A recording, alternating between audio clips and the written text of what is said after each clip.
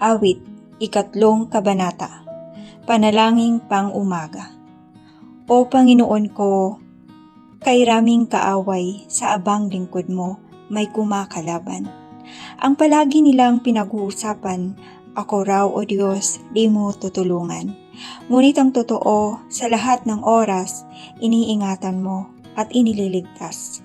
Sa aking tagumpay ang iginagawad, mahina akong loob ay pinalalakas. Kaya ikaw, Yahweh, ng aking tawagan, sinagot mo ako sa bundok na banal. Ako ay humimlay, agad nakatulog, ligtas na nagising ang iyong kinupkop. Libo mang kaaway, wala akong takot, umanay man sila sa aking palibot. Halika, O Diyos, iligtas mo ako.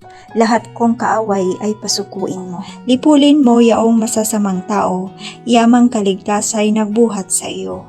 Pagpalain kami na mga anak mo.